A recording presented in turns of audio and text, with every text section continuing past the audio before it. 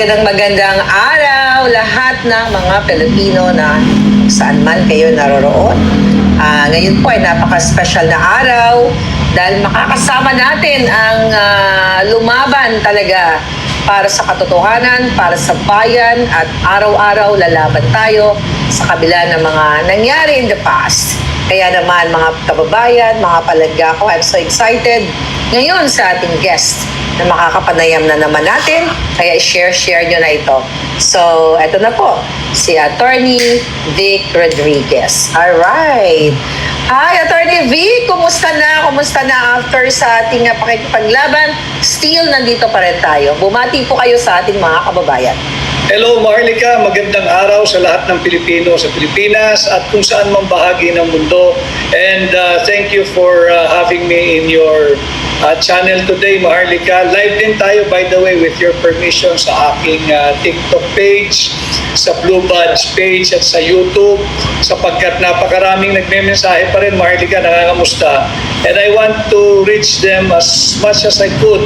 So minarapat ko na itong malaking bagay na i-interview muli sa iyo ay isabay ko na yung iba nating platform para mas maabot ko yung higit na maraming Pilipino saan man panig ng mundo.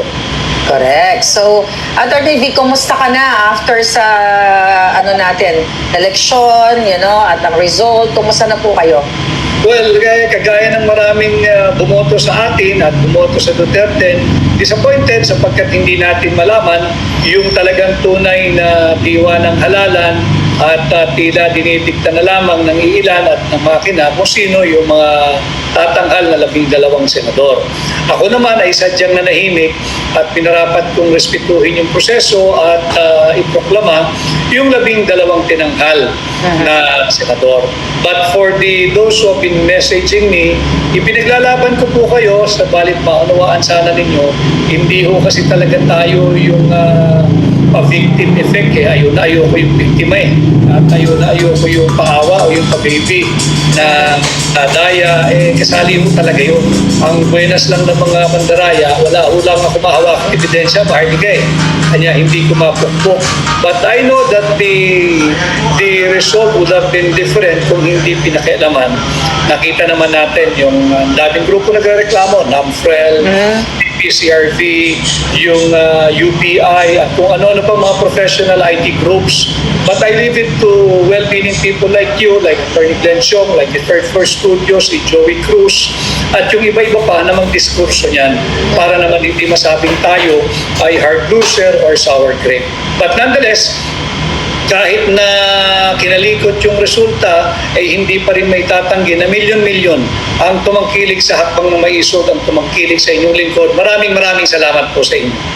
Actually, ang dami pong na-disappoint talaga, dahil kitang-kita namin, ako mismo na nagsusupport talaga sa inyo, nakita namin yung OFW votes, yung Mindanao and Visayas votes, talagang pasok yung Duterte 10. So, para sa akin, para sa amin, na nakatutok din talaga nung eleksyon, isa po sana kayo sa nanalo, but since ikaw na rin nagsabi na, hindi tayo dito nagsa-star grading, at ipaubaya natin dyan sa, like, may mga eksperto or magagaling kung paano, balangkasin itong naganap na mga discrepancies during election season. Ganun pa man, Attorney Vic, ano ang mensahe mo dahil nakita naman talaga namin na talagang sinuportahan ka ng OFW, majority ng mga Pilipino sa iba't ibang bansa, talagang Attorney Vic Rodriguez ang inilagay nila sa balota. Nakakataba ng puso and it's very humbling na narinig natin yung tinig ng ating mga overseas Filipino workers at yung ating mga Filipino migrants. At marami ako natatanggap na invitation, Maharlika, at mga kababayan na magpunta sa iba't ibang lugar. Sisikapin ko po, mas mahaba po yung ating panahon ngayon. Hindi po tayo sa cloud ng 90-day period to campaign. At ito naman depende po sa pamasahe. Basta't may pamasahe, mapakakapunta po ako sa inyo.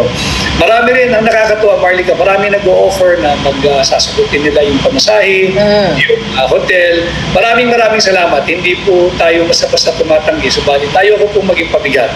Hindi ko po ginampanan yung papel na pabigat mula bata ako hanggang ngayon. at wala ho akong planong simulan. At I recognize yung inyo pong generosity, yung graciousness, pero magsisikap po tayo, marunong naman tayo magtrabaho. Basta meron na po tayong pamasahe, sisikapin ko pong maikot kayong lahat upang palad at magpasalamat. At yung mga kaibigan natin dyan sa Estados Unidos, sa New York, sa California, ang problema lang, ngayon pwede ko na maikwento, Maharlika. Punta ako dyan, ako'y na-detain ng immigration eh. And pag tinatanong mo kung anong dahilan, wala naman silang maibigay na dahilan. So, I'd like to think that it's something politically related. Kaya lang, yun nga, hindi ko ugali yung pabiktima ba. Yung nagpatawa, yung ako yung biktima at ako yung na-detain.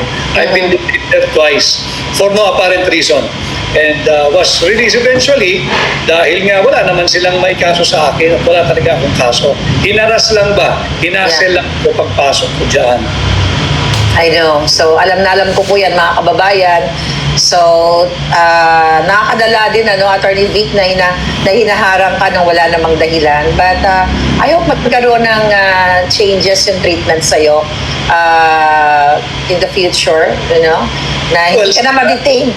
Sana dahil yung una, 1.5 oras. Medyo tolerable pa pero alam naman ninyong lahat na pareho tayo, lahat ng tao sa lahat ng nationality. We only have 24 hours a day and we value every minute of it. Nung ikay i-detain sa loob ng immigration ng 1.5 oras, alam ko naman walang basihan. Sige lang, naintindihan ko naman, border control, they have all the right to check yung lalabas at papasok ng kanilang bansa. Pero nung pangalawa na, nung ako ay nagpunta na ng California to meet you for our book signing, Maharlika, kung January. January 2025. Ito hindi na biro, mahabang oras na ito eh. Halos 3 kalahati o mag-4 na oras. Bawal magtelepono, walang kumakausap sa'yo, at hindi sinasabi bakit ka iniipit doon. Yung mga nakasabay ko, naubos na lahat sa kwarto, ako na lang natitira eh. Nagugutom, hindi ka naman basta makakain doon dahil nandun lang yung vento machine eh. So ako naman confident, the worst that can happen back then, airport to airport, okay lang din, uwi ako sa aking pamilya, sa aking pamamahay, okay din yun. But nakakadala lang na sayang ng oras eh. Sa Europe na lang tayo. Yes, pagkapunta tayong visa, napa akong visa eh. Anyway, so, yun po yung kwento. At least naikwento na rin ni Attorney Vic. Yun po yung nangyari, grabe. Naghihintay kami sa labas ng airport for, couple of hours. At wala pa siya. Kaya nga, kinakabahan na ako. Baka ako naipabalik ng walang reason. But good thing, natuloy yung ating book signing. Very political, motivated, I believe. So anyway, Attorney Vic, so ang gusto kong tanungin sa'yo, syempre umikot ka sa buong, not only buong Pilipinas, sa buong mundo. Ano yung parang tumatak sa'yo na mensahe ng ating isang kababayan o mga kababayan sa iyong pag-ikot na na-meet mo sila, nag-reach out ka sa kanila, yung mga hinaing nila about, sa bayan or pangarap nila. So meron bang nagtatak sa iyong isipan? Meron. Ang pinakatumatak sa akin, Maharlika, napakarami pa rin mga Pilipino na nagmamahal sa Pilipinas at nagmamalasakit sa kapwa nila Pilipino.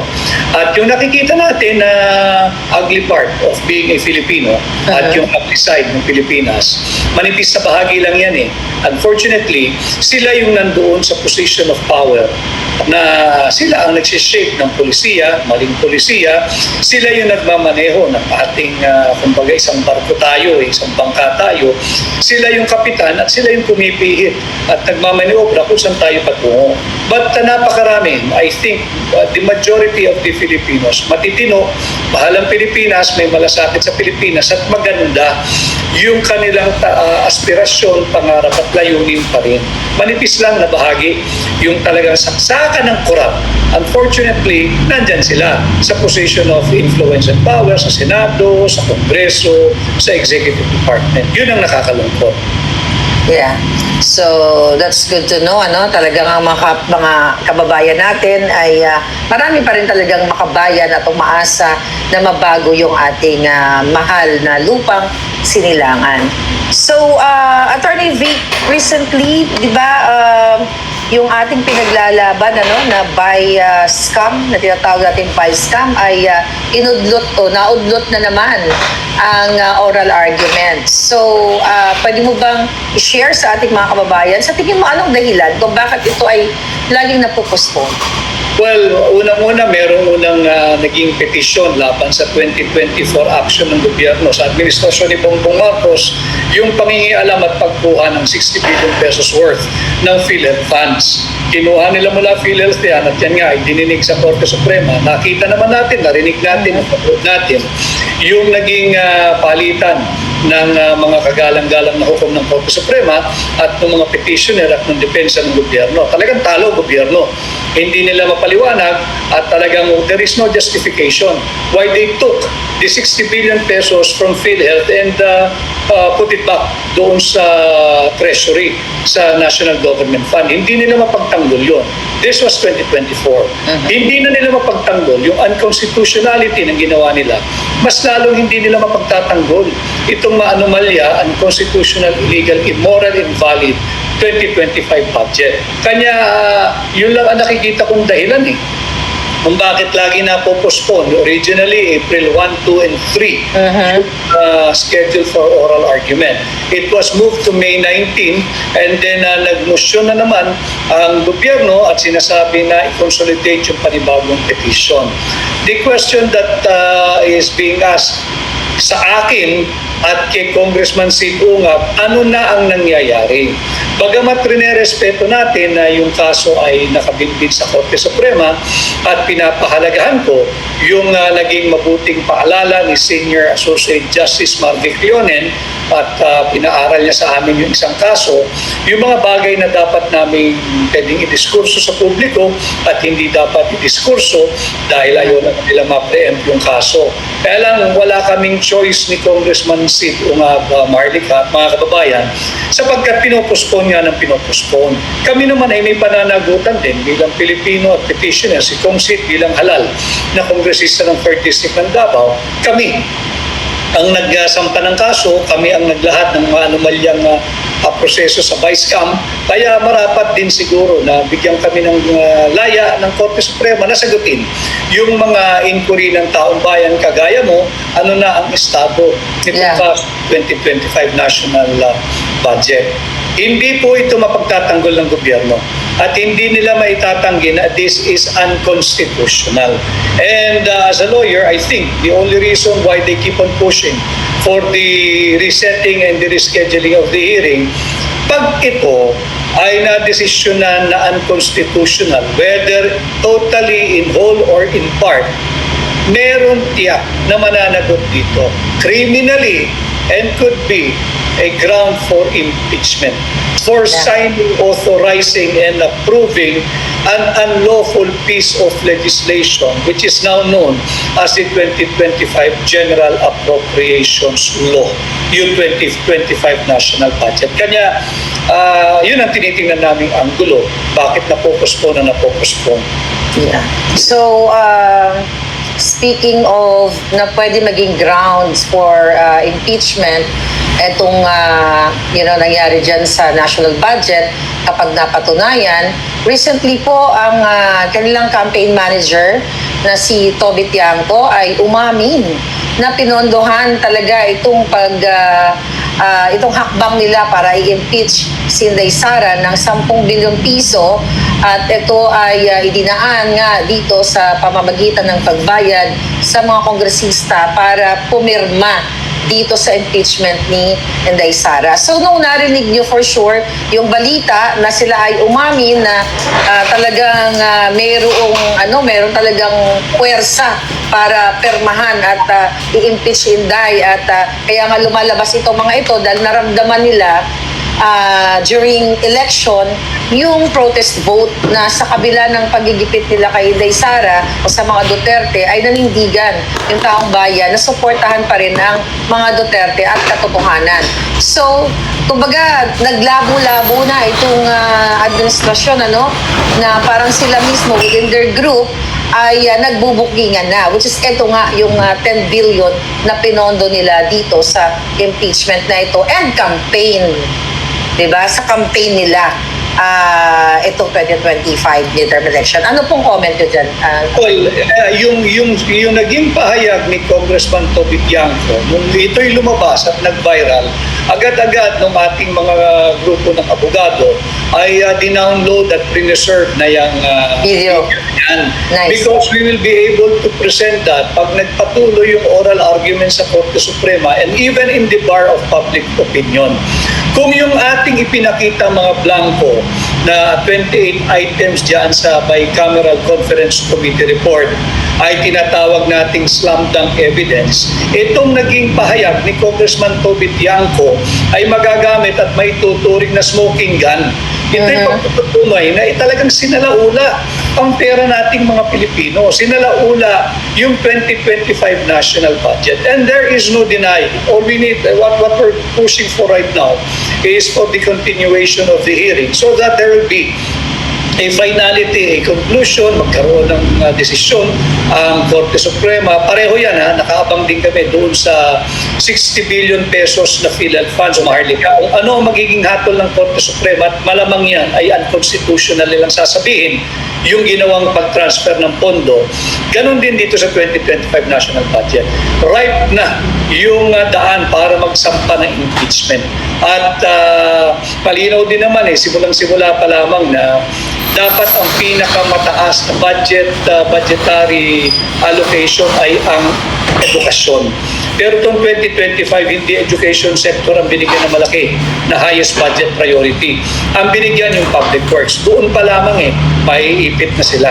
At nakita natin kung paano talaga sinalaula itong ating 2025 national budget. But we'll wait yung doon sa magiging resulta ng hearing doon sa PhilHealth, 60 billion na pinakialaman ng national government. At syempre, itong hearing sa national budget natin for 2025. And I hope with a new set of congressmen in this 20th Congress, pati senador, sana naman ay maayos na yung pagpapasa ninyo ng pinakamahalagang piece of legislation every year, yung ating taunang budget. Ito na naman, pagbukas ng Kongreso, within 30 days after DISONA, ay isusumit ng Executive Department yung kanilang panukalang budget for 2026. Bantayan natin. At meron na tayong mga bagong alyado, mas marami sila ngayon, dyan sa Kongreso at dyan sa Senado. Sana naman wag nilang biguin ang mamamayang Pilipino, wag silang maging instrumento na salaulain uli ang ating taunang budget, ang pera ng mamamayang Pilipino. Wag na nilang hayaan na maulit yung ginawa ng Vice-Cam na nagpasa ng blanco mga Bicameral Conference Committee report at nagpanukala ng illegal, immoral, invalid at unconstitutional 2025 budget. Attorney Vic, sa tingin mo ba yung pag-amin ni Congressman Toby Bianco na talagang may impluwensya ang administrasyon ng presidente para sa pagpapa-impeach kay Inday Sara ay magagamit ito just in case na matuloy itong impeachment trial kay Inday? Yung sa pag-amin niya, alam mo personally, Maharlika, bilang abogado, bilang maisog, yung bagong set ng senador for the 20th Congress, hindi naman sila bound noong rules ng 19th Congress. Bago na ito basura na, kumbaga functus officio na yung 19th Congress, hindi na sila bound o saklaw kung ano man ang rules ng 19th Congress. 20th Congress ito dapat yan on its face i-dismiss Huwag nang i-junk na, ibasura na. May pag-amin na yung impeachment complaint, unang-una hindi ito yung verified impeachment complaint required by the Constitution. Balik na naman tayo doon sa hinihingi ng hakbang ng maisog, yung to uphold, defend, and respect the Constitution. Pagkatapos niyan, inamin mismo ng campaign manager ng alyansa na si Congressman Toby Tiangco kung anong nangyari at sinabi naman niya na yung impeachment na yan, talaga namang may mga pangakong pera. Pagka ikaw ay motivated by money, that is corruption. Kahit anong tingnan mo, kahit anong paliwanag mo, corruption yan. Hindi yan dahil valid yung mga isinisigaw ng pumirmang 215 originally na congressmen at dumami na. Ngayon, inaamin na mismo ng miyembro ng Kongreso na sila ay motivated by money. They were powered by money, unfortunately, money of the Filipino people. So, bilang isang abogado, sa tingin mo, madidismiss itong impeachment proceeding dahil dun sa mga kadahilanang nabanggit mo at papaano mapadismiss ito based sa legalities? On its face, pwedeng magdesisyon ang Senado sitting as an impeachment court na tainted, malinaw, tainted, dungis na dungis itong impeachment complaint sa sinabi sa naging pahayag ni Congressman Toby Tiangco. Malinaw yan, dungis na, dumi-dumi. At nakita naman na ang talagang motivation ay kwarta, ay pera ng mamamayang Pilipino. Uulitin ko, corruption yan. Ang impeachment complaint, napatunayan na, alam naman natin ang usap-usapan na nun na ito ay powered by money. At may pangako, may bigay ng pera, may suhol. Ang ginawa lamang paglabas at naging hayagan, statement o pahayag ni Congressman Toby Tiangco ay pagkumpirma sa matagal na nalalaman ng higit na maraming Pilipino. Yes. So, in connection dyan, sa impeachment ni Inday, nung, like, I think a day or 2 days after, biglang, after ng result ng election, at ang party list ni De Lima ay nanalo. Then, nagbigay ng pronouncement itong si Romualdez, si Speaker Romualdez, na kukunin niya as prosecutors, one of the counsel, isa sa mga counsel itong si De Lima, actually, at saka si Cheljok, no? So, actually, bago after a day yata, nung in-announce yan, na overturn yung kaso ni De Lima, di po ba? So, ano yung mo dito? Ano yung reaction mo dun sa pagkuha dito sa dalawa, kay Jok, no, at kay De Lima? Then, after few days na overturn yung kanyang kaso at pwede siyang ipa-arresto ulit, tama ba? Again, unang-unang sa impeachment. Yung naging pahayag ay hanggat ikaw ang namumuno ng 19th Congress. Pagpasok ng 20th Congress, maaari at sana ay magkaroon ng bagong speaker. Pagka may bagong speaker, may bagong panantayan yan. Magkakaroon ng bagong opisyal, ang mababang kapulungan, magkakaroon ng bagong rules na kinakailangan din ay i-ratify ng Senado. Kasi rules nila pareho yan Diba? So, hindi pwedeng magsiguro na kikilalanin ng 20th Congress, lalong-lalo na ng Senado, yung rules of the 19th Congress. Nandyan si Congressman si Senador na. Mahusay na abogado, nalalaman niya, at alam ko sisilipin niya yan, na hindi sila saklaw at hindi maaaring igiit na yung rules prevailing nung panahon na pinalusot yung maanumalyang impeachment complaint laban kay Vice President Inday Sara Duterte ay siya rin magiging rules of procedure na gagawin at obserbahan sa gaganapin na impeachment at trial. At ako naniniwala, tainted nga, napakadungis. At dungis ng korupsyon itong impeachment complaint. Mahalaga yung papel na gagampanan ng ating mga senator judges sitting as an impeachment court. Dapat hindi sila pumayag na ipagpatuloy ang pagdinig sa isang marumi at madungis at tainted na impeachment complaint. Otherwise, tainted na rin yung magaganap na pagdinig. Kung tainted yung procedure, pati yung mga bagong halal, sariwang-sariwa yung mandato nung tinanghal na 12 senador, matitain din yan na nagpapagamit dito sa maanumalyang impeachment complaint.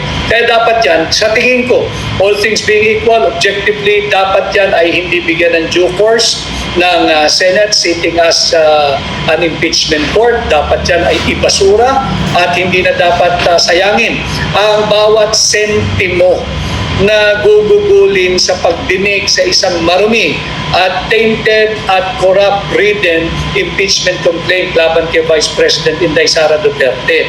Sapagkat napakaliit ng ating fiscal space, Maharlika. Napakalaki ng budget gap, ng budget deficit. Pipilitin pa natin itong impeachment case na alam naman natin maanumalya, inamin na ng campaign manager mismo ng alyansa na yung pagpirmang yan, ay pera. Buti sana kung pera ng mga private money ng opisyal ng mababang kapulungan. Pera naming mga Pilipino yan, pera natin mga Pilipino yan. Kaya may karapatan tayo magsalita. May karapatan tayo magpahayag ng ating hindi pagsakayo sa pagpapatuloy ng huwad na impeachment complaint laban kay Vice President Inday Sara Duterte. Now, if they really think that she should be made accountable doon sa mga ibinibintang sa kanya, hindi naman lahat tapos na eh. They just have to wait for another year and they can institute a better and more truthful and an honest to goodness impeachment complaint kung meron mang basihan. Yeah. So, Attorney Vic, ang nangyayari ngayon, balik ako dito sa COMELEC, ano? May issue ng pandaraya, di ba? May maraming nagsasalita na dyan. May mga nakita si Attorney Glenn Chong dyan at yung mga, yung ibang mga poll watchers. So, marami rin mga nakita natin na nagkaroon ng vote buying. So, anyway, so ngayon, ang ating Duterte Youth at yung BH party list ay sinuspende yung proclamation dahil ito daw ang mga party list na ito ay may mga nakabinbin na kaso, lalo na itong Duterte Youth. Sila ay sa tingin namin ay pinag-iinitan ng administrasyon at ng COMELEC. Kaya ako nabanggit yung mga discrepancy kanina at yung mga vote buying kasi ang dami mga politikong nakita namin sa social media na nakalantaran yung kanilang pangalan na nag-vote buying pero hindi naman sinuspende yung iba doon na mga nanalo ang kanilang proclamation. So dito sa issue ng Duterte Youth at ng BH Bagong Henerasyon Party List, anong sa tingin mo ang nagiging motibo or tama ba na i-suspend sila? Grabe yung pagiging bias at unjust ni Chairman George Garcia, ni Chairman Technical Glitch. Yeah. Pagkat malinis yung pagkapanalo ng Duterte Youth, 2.3 million votes. At yung kanilang pagkakaproklama, hindi na dependent yan sa technical glitch, dapat yan iproklama. At unfair na hindi iproklama dahil daw may kaso. Kung may kaso yan, kahapon ko pa ito diniskurso, Maharlika, dito kay George Garcia, kung may kaso yan, bakit pinaupo ng 2019? At yung sinasabing kaso ng Duterte Youth stem from a complaint by a left-leaning party list also way back 2019. 2019 nakaupo na ang Duterte Youth eh. At kung sakasakali na yan ay carried over sa 19 Congress, bakit nakaupo ang Duterte Youth sa 2022 election? At bakit mo pinahintulutan na sila ay mag-qualify as a party list group ngayong 2025? Ngayong nanalo ng 3 upuan, sasabihin mo suspendido ang proklamasyon at meron ka pang propaganda na hindi ibig sabihin sila ay hindi nanalo, kundi hindi lang sila ipoproklama. Ganon din yun. You have just frustrated the will of the Filipino people. 2.3 million votes. Huwag mo na kaming budulin. Parte ito ng makinarya ng pambubudol. Sinabi niya, hindi raw sinasabing hindi nagtagumpay ang Duterte Youth. Talaga nagtagumpay yan. Malinis yung panalo niyan. Walang ayuda yan eh. Walang akap yan, walang ayix yan, walang vote buying yan eh. Bakit hindi mo iproklama? Dapat yan iproklama mo. Ganun din yung sa bagong henerasyon ni Congresswoman Bernadette Herrera na nakakuha ng isang seat na may 319,000 votes yata. Yeah. Very unfair itong nangyayaring ito. Samantalang yung recent development na sinabi mong in-overturn of appeals, yung naging decision, bakit yung prinoklama mo? Yun may conviction. Malinaw yun. And I have nothing personal against that lady. Akin lang, objectively, kung ang pinag-uusapan mo yung may kaso, bakit yung tao na ang kaso ay in-overturn ng Court of Appeals at merong malinaw na conviction, prinoklama mo? Yes. Samantalang itong sa Duterte Youth, wala namang kaso ito, walang basihan. Ganon din yung sa bagong henerasyon party list. Kaya ang nakikita ko dito, Marlica, pilit pinahihina yung mga puwersa na tunay na magsisilbi sa bansa. Imaginein mo ang itsura ng mababang kapulungan kung nandyan yung tatlong representante ng Duterte Youth. Lagay mo na dyan yung PH party list. Yung tatlong regular congressmen ng Davao, District 1, 2, and 3. Isama mo dyan ang may prinsipyo din na kongresista Richard Gomez, si Goma. Yeah. More than 10. Baka nga umabot ng 20 na kongresista ang kayang lumaban at manindigan para sa tama. Ayaw nila yun. Sapagkat gusto nila, kagaya nung 19 Congress, kung anong gusto nila, lusot lang ang lahat. Yeah.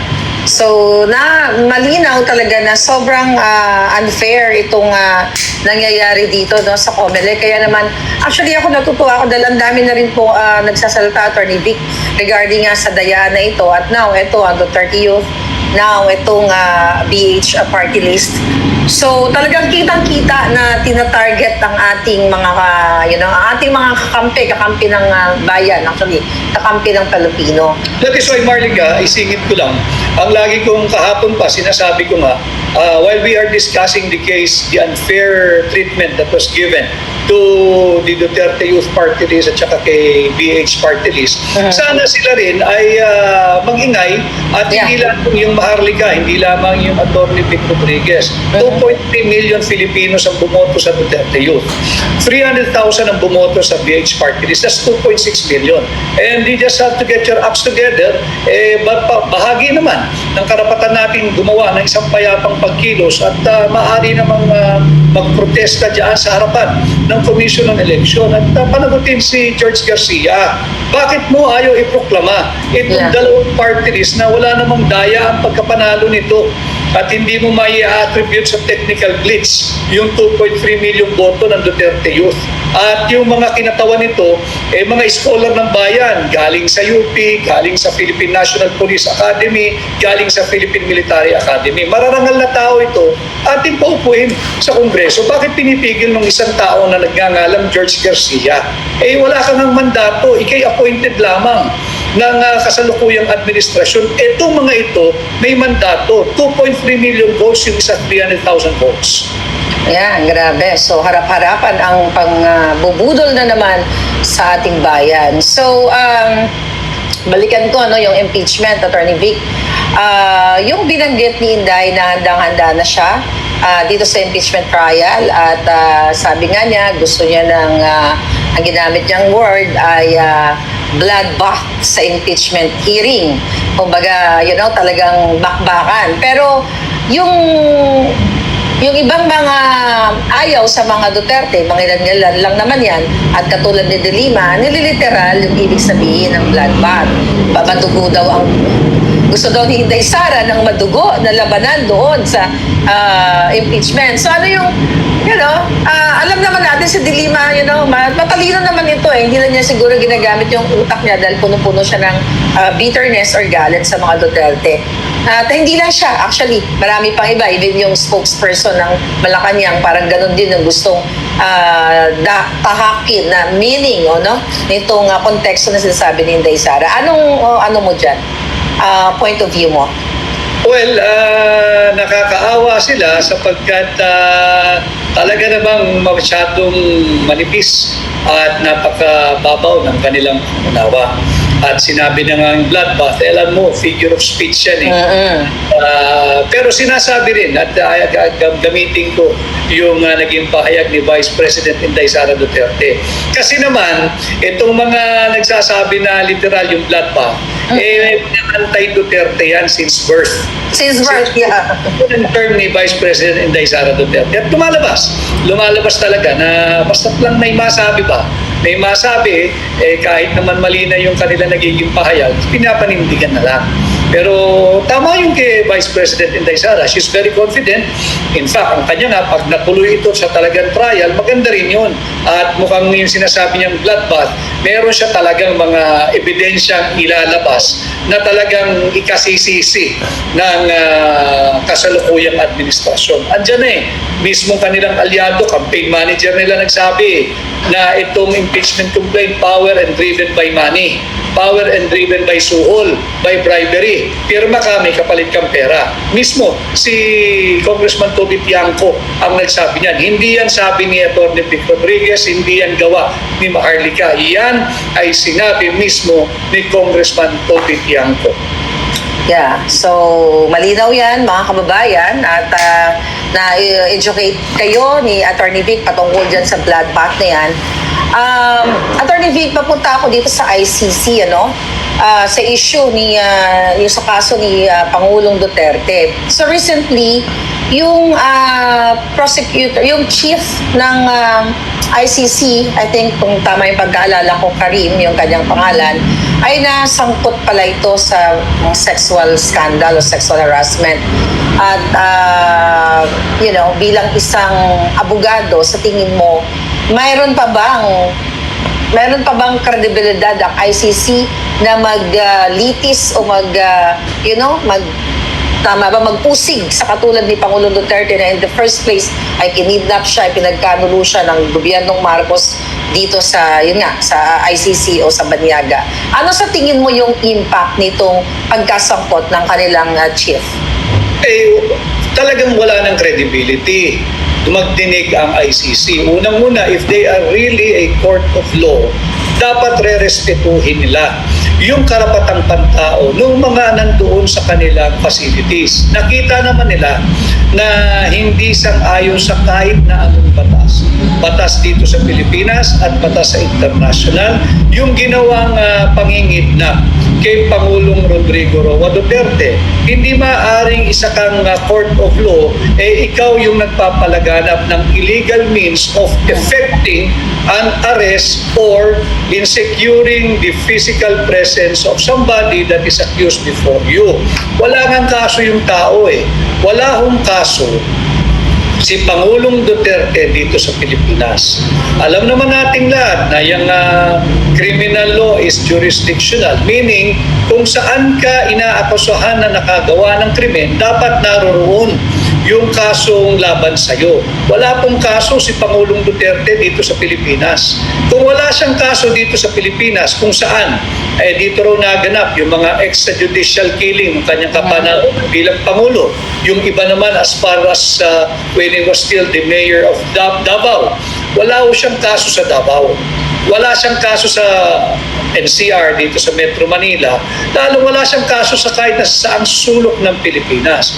Kung wala kang kaso dito sa bansa kung saan meron jurisdiction sana yung criminal law na ipinapatupad, lalong wala pong kaso si Pangulong Duterte sa The Hague. Lalong walang jurisdiction ang The Hague. Wala pong kaso Pwede ka bang bistahan? Pwede bang magdinig sa isang kaso na hindi naman existing? Kaya dapat yan ay pauwiin na sa lalong madaling panahon si Tatay Digong dito sa Pilipinas. I think nakikita naman ng mga mahistrado dyan sa ICC yung ginagawang payapang pagkilos at pagpapahayag ng suporta ng mamamayang Pilipino dyan sa Europa kay Pangulong Duterte. At kung sila ay magiging very objective, ito'y pala isipan sa kanila. Is this the person that be accused of a very, very serious crime? Mahal na mahal ng kanyang mga kababayan, nagtitipon-tipon sa labas ng ICC at nanalo overwhelmingly bilang mayor ng Davao City, yung lugar kung saan sinasabing laganap ang extrajudicial killing. Kung magiging patas at objective ang mga maestrado ng ICC, dapat ito ay bitawan na nila. At pwede naman yan na ituloy niyo yung pag-iimbestiga at pagdinig, and later on, if there is really a crowd, mag-issue kayo ng panibagong warrant. Pero ngayon, walang warrant nandyan. Ano pinapakita ninyo?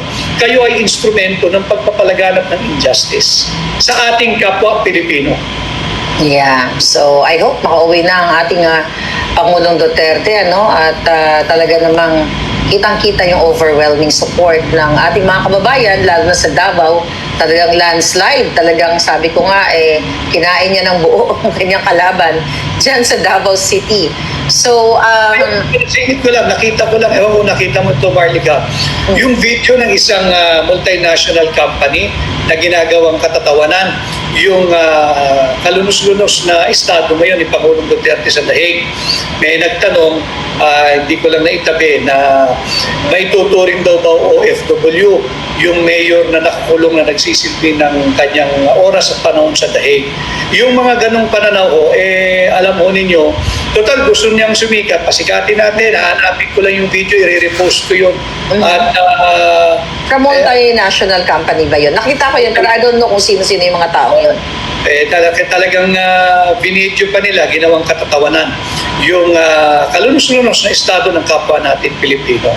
At well, there will be a time for this discussion, and much longer and deeper discussion.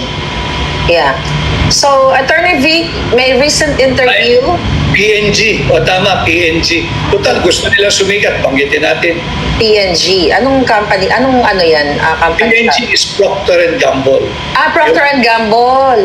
Oh. Nagkaroon sila ng isang gathering, pinagtawanan mga kababayan ang kalunos-lunos na estado ni Pangulong Duterte, yung PNG. And ordinarily, they should issue an apology and disown that very un-Filipino attitude exhibited by their employee. Yan ang dapat gawin ng Procter and Gamble.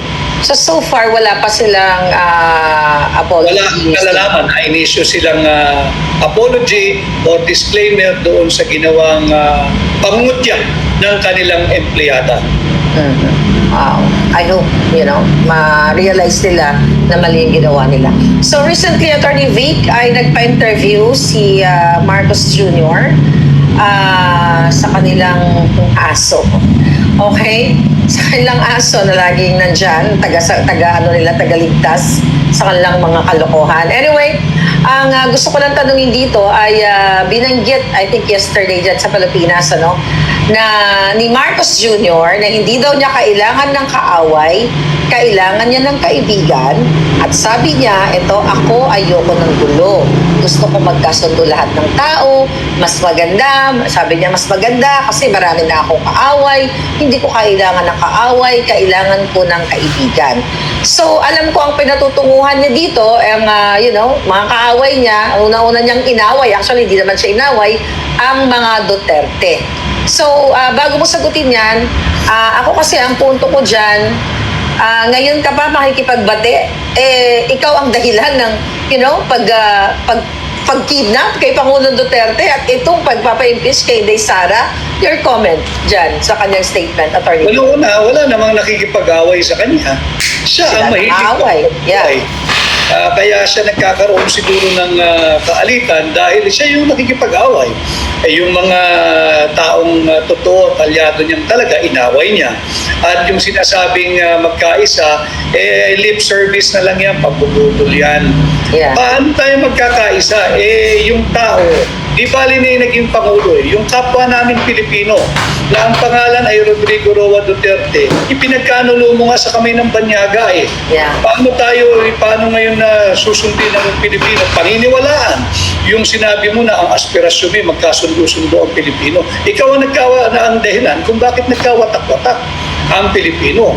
Tatandaan ninyo, nung siya'y kumandidato ng 2022, the messaging was on the platform of unity and continuity. Where is unity? Asan ang unity? Ipinagkanulo mo ang kapwa natin Pilipino sa kamay ng mga naglalaway na banyaga dyan sa ICC. And it's very easy for him to be saying na gusto niya yung magkabati. But of course, I cannot and I do not speak on behalf of the Dutertes and of Vice President Inday Sara Duterte. I speak as a Filipino. If any leader will call for unity, kinakailangan magmula muna sa kaibuturan ng kanyang puso, yung nananawagan ng pagkakaisa, yung layunin na yan. Dapat mo munang patigilin yung patuloy na political persecution na nagaganap sa ating bansa. Yan ang susi. Kaya mo ba na pabalikin si Pangulong Duterte agad-agad? O sasabihin mo na naman, wala na sa kamay mo dahil nasa International Criminal Court na yan at ang jurisdiction sila na, etc., etc., etc. On the first place, hindi tayo umabot dapat sa ganitong estado kung hindi mo pinagkanulo ang kapwa natin Pilipino. Pangalawa, paano tayo magkakaroon ng pagkakaisa? Sinasalaula nyo yung pera naming mga Pilipino. Nasaan na? Yung pondo ng DBP at Land Bank, yung 75 billion na mismong International Monetary Fund nagsabi, you have to put back this money sa DBP at Land Bank of the Philippines. Otherwise, they will suffer from a serious liquidity problem. Nasaan yung pera ng mamamayang Pilipino? Bakit nyo sinalaula yung 6.326 trillion pesos 2025 national budget? O, paano tayo magkakaroon ng unity? Ito'y pangtubuto lamang. Soli nyo yung pera ng mamamayang Pilipino. Attorney Vic, sa pagkakilala mo kay Marcos Jr., yung statement niyang yon na gusto niyang, ayaw niya ng kaaway, gusto niya ng magkipagbatiba or something like that. Sa tingin mo ba itong statement niya galing to sa kanya o may nag-utos sa kanya? Ang cut-off ko nung naging Pangulo na siya hanggang sa lahat ng ginawa niya nung Pangulo siya. Walang dahilan para maniwala Whether ito'y galing sa kanya o hindi galing sa kanya, kung ito ay pinabasa lamang o hinanda lamang siya, walang dahilan ang mamamayang Pilipino maniwala. Dahil babalikan lang natin yung mga naging pronouncement niya. Nasaan na? Yung 2 pisong kilo kada 2 piso kada kilo ng bigas. Nasaan na? Nasaan na yung murang bigas? At sinabi na meron na raw sa Cebu, meron sa Metro Manila for a limited time only. At hindi pwedeng ipagyabang yun dahil may pera din ng Pilipino ron Heavily subsidized yun, Marlica. Ang kada kilo, kung 35 pesos ang pinakamura, every kilo may subsidy tayo ng 15 pesos per kilo. Pera ng mamamayang Pilipino yun. So hindi pwedeng ipalandakan na ito'y programa ng kanyang administrasyon. Yan ay sinasubsidize o inaayudahan nating mga Pilipino gamit ang ating mga buwis. Kaya hindi pwedeng paniwalaan. Iuwi ninyo si Tatay Digong. Sinabi rin niya, natutol siya dito sa impeachment complaint laban kay Vice President Inday Sara. Ano nangyari? O hindi ba't yung anak niya pang nanguna sa plenaryo ng mababang kapulungan kung bakit tumakbo itong illegal, unlawful, invalid, and unconstitutional impeachment complaint laban kay Vice President Inday Sara Duterte. Gusto natin ang isang bansang payapa. Gusto natin ang isang bansang nagkakaisa dahil gusto natin ay kaunlaran. Lalong-lalo na para sa ating mga kabataan. Subalit, hindi pwedeng lip service. Hindi pwedeng pambubudo lamang. So sa tingin mo ba kaya niya nasasabi itong pakikipag-reconcile sa mga kaaway? Sinasabi niya, sila naman ang nakaaway, sila naman ang nagipit lahat sa amin, mga vloggers, at sa mga kritikos. Sa tingin niyo po ba, kaya niya nasasabi ito dahil nakita niya yung protest votes ng mga Pilipino na hindi pumabor sa kanila. At talagang, sabi ko nga, na wala ng amor, wala ng believe, wala ng tiwala ang mga Pilipino dito kay Marcos Jr. So, maaari ba ito na pwede niyang, kaya na sinabi dahil, nag-a-appeal na naman siya sa taong bayan na mabuti siya na ayaw niya ng kaaway dahil sa nakita niyang resulta sa election. Tama rin yun. Tama yung obserbasyon mong yan, Marlica. At katulad din ng aking binabanggit ng kampanya, itong May 2025 election, tratuhin nating referendum. Kung tayo ba isang ayon sa mga binagawa na kabutihan ng kasalukuyang administrasyon, talaga namang papanig sila doon sa kandidato ng administrasyon. Kung hindi naman, ito na nga, at pinanigan talaga ang Duterte. Kaya ito'y malinaw na referendum, ayaw na ng Pilipino sa uri ng pambubudol na ating nasaksihan sa loob na magtatatlong taon sa ilalim ng Bongbong Marcos administration. At kung ano man ang kanyang tunay na layunin o hangarin, bakit biglang sinasabi niya gusto niya makipagbati at gusto niya magkaroon ng pagkakaisa, paalala lang din natin sa kanya, sinabi mo yan noong 2021-2022 nung ikay nangangampanya and you were campaigning on the message of unity and continuity. Ikaw rin ang sumira dyan sa unity and continuity na yan. Magtatatlong taon ka na sa pwesto bilang Pangulo, wala ka pang nagagawa na papakita na anything substantial and concrete sa aming mga mamamayang Pilipino. Ang inatupag mo Pilipino ay yung political persecution. Nakita rin naman nila ano ang naging katumbas na hatol ng mamamayang Pilipino. Ayaw ng Pilipino ng palaaway na leader. Gusto ng Pilipino matapang na leader, pero ayaw nila yung mahilig makipag-away, ayaw nila yung nang-aapi, ayaw nila yung nag-ego trip na ginagamit yung kanyang kapangyarihan para apihin ang kanyang mga naging alyado at yung mga kanyang sinasubject sa political persecution. Yun ang ayaw ng Pilipino. At hindi na mababago yung impresyon na yan sapagkat 3 taon nilang ginagawa yan eh. Pinangatawanan nila na ganyan yung politika nila, ganyan yung uri ng administrasyon. Hindi porke sinabi mo na nais mo makipagbati. Tatandaan sana ng gobyernong ito, ng administrasyong ito, tatay ni Vice President Inday Sara Duterte, tatay ni Congressman Tulong Duterte, tatay ni Kitty Duterte, tatay ni Mayor Baste Duterte, ang pinagkanulo ninyo. Ginawa ninyong handog at alay sa kamay na naglalaway na banyaga. Napakadali namang sabihin na pati na at magkaisa. Tatay nila kinuha ninyo eh. At higit sa lahat, tatay ng Pilipino, si Tatay Digong, kinuha ninyo eh. Ibalik ninyo. Yeah. Actually, portrayal naman talaga ni Marcos Jr. ito, ano, na kunwari, bait-baitan, hindi nakipag-away. Tapos pag kinukumpara nila ang administrasyon ni Marcos Jr. at dito kay Pangulong Duterte na kabaliktaran na sinasabi nila ang Pangulong Duterte ay palamura at nakikipag-away. Pero ang totoo, naramdaman ng taong bayan na ang nang inaaway at minumura ng Pangulong Duterte, ito yung mga sangkot sa mga illegal activities, lalo na dito sa mga pulburon o yung mga illegal na gamot. So, kay Marcos naman, ang inaaway nila o ginigipit nila yung mga kritiko at ang dati pa nilang supporter. Tama yun. At si Pangulong Duterte, palaaway. Palaaway dahil pinagtatanggol niya ang mamamayang Pilipino. Ang inaaway niya yung mga drug addict. Yes. Ang inaaway niya yung mga drug users at drug pushers. Ang inaaway niya yung mga drug lord. Ang inaaway niya yung mga kriminal. Yun ang gusto ng Pilipino. Ang ayaw ng Pilipino, yung palaaway at nangaapi ng kapwa niya Pilipino. Yan yung ngayon nasasaksihan natin sa kasalukuyang administrasyon. Nakita naman natin kung paano naman talaga sinasalaula yung ating saligang batas. Kung paano sinalaula yung karapatang pantao ni Pangulong Duterte. Kung paano binababoy yung tamang proseso sa pagpasa ng budget, sa pagpasa ng impeachment complaint. At ngayon, natitingnan natin kung paano manindigan ang mga bagong halal na senador at bubuo ng 20th Congress kung papayag sila na pumapil na katulad ng 19th Congress na walang independence at walang nagsasalita na sunod-sunuran lang sa administrasyon.